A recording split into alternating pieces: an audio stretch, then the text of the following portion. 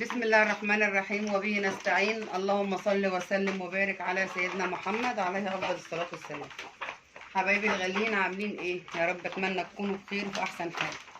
جايين النهارده من عند الفراخ البلدي زي ما انتم شايفين. بسم الله ما شاء الله اللهم بارك. احلى تربيه واحلى مشروع الفراخ البلدي، واحلى مكسب الفراخ البلدي. لان الفرخه البلدي انت بتجيبيها بتربيها، مش محتاجه معاكي اي مجهود ولا محتاجه معاكي اكل معين. الفرخه البلدي اي حاجه بتاكلها. الفرخه البلدي لو نكشت في الارض هتاكل. فالفرخه البلدي ما بتحمليش همها وما ملهاش اي تكلفه، وفي الاخر بتديك انتاج بيض جميل جدا. طبعا الانتاج البيض طبعا بيجي من الاكل طبعا، اللي هو ايه، في حاجات معينه هنتكلم عليها وهنعرف حضراتكم عليها، اللي هي بتزود انتاج البيض. الفرخه بسم الله ما شاء الله دول فراخ بلدي مشعر بيبيضوا يوميا. وطبعا الناس اللي هي بتحب لم البيض وبتحب تشوف الفراخ البلدي وانتاج بيضها، احنا طبعا النهارده هنلم معاكم البيض وهنوريكم انتاج الفراخ دول يوميا، بيبيضوا يوميا. بس انا طبعا ما بقدرش اطلع كل يوم ان انا اصورهم، عشان طبعا انا تعبانه مريضه، يعني ما بقدرش اطلع السلم. فيعني الحمد لله ربنا يشيل عني وعن الجميع، والدعوات كليتي ربنا يشيل عني ويشفيني ان شاء الله. بس حبايبي الغاليين هنصلي على الرسول عليه افضل الصلاه والسلام. وما تنسينيش حبيبتي الغاليه وبناتي واخواتي الغاليين تدعموني بلايك واشتراك، عشان طبعا يوصل لكم مننا كل جديد. لان اللايك بتاعكم طبعا مش هيكلفكم شيء، وده فضل منكم لينا، ان احنا قناتنا هتكبر بيكم ان شاء الله وتدعمونا ان شاء الله. واحنا هنقدم لكم برده المفيد اللي احنا بنستفاد منه، هنخلي غيرنا برده يستفاد منه. واللايك برده هيساعد ان هو الفيديو هينتشر في البحث، وناس كتير تشوفه كده. انتوا برده هتاخدوا اجر من ربنا، واحنا ناخد اجر وانتوا هتاخدوا اجر ان شاء الله. هنقول لكم طبعا على الحاجات اللي احنا بنحطها لهم، والحاجات اللي ممكن نضيفها اللي هي في زياده انتاج البيض. احنا طبعا جايبين حاجات بسيطه جدا. ده حبه بطاطا، وده قشر بيض اهو، وعيش اهو، وطبعا بنحط دشيشه، حاطين دشيشه وحاطين ده تنظيف بتنجان اهو. وطبعا هنحط عليه حبه رده. الرده بسم الله ما شاء الله جميله جدا بالنسبه لانتاج البيض، واللي خلي الفرخ يبقى عنده احماء للبيض.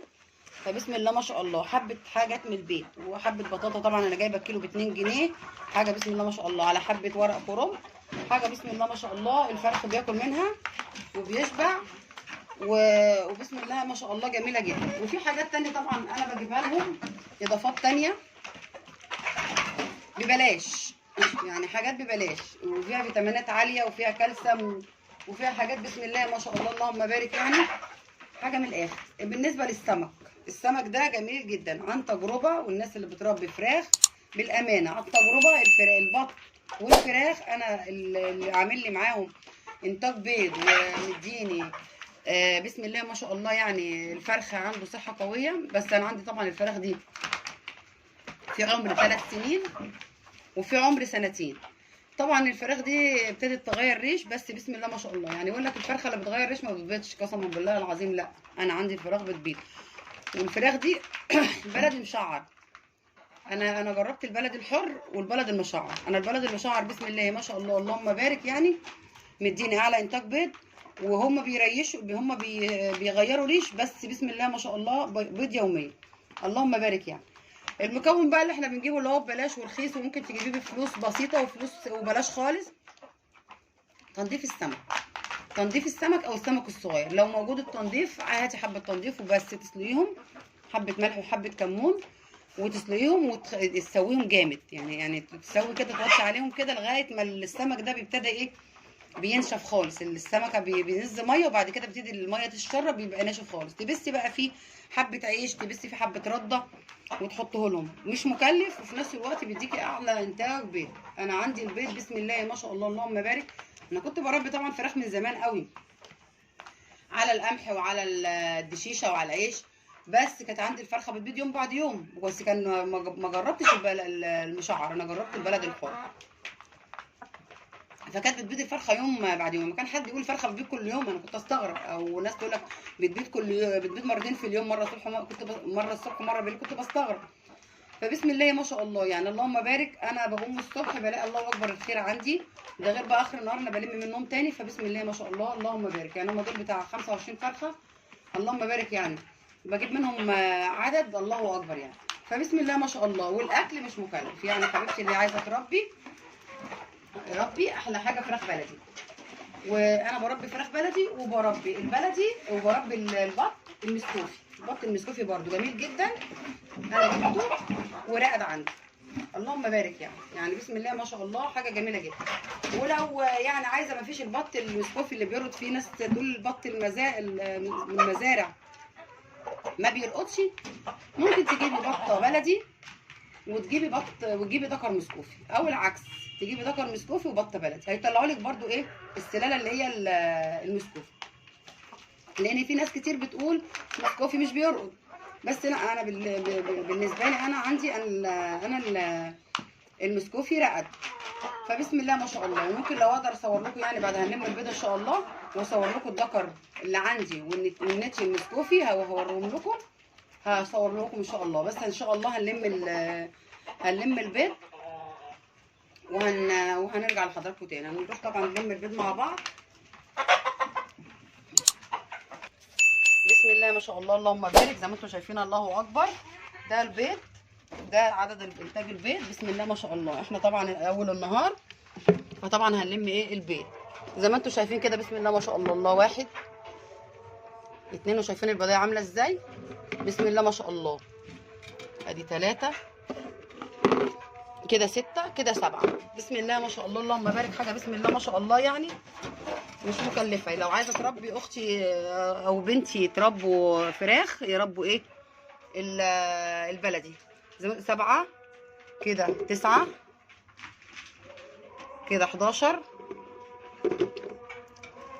كده، 13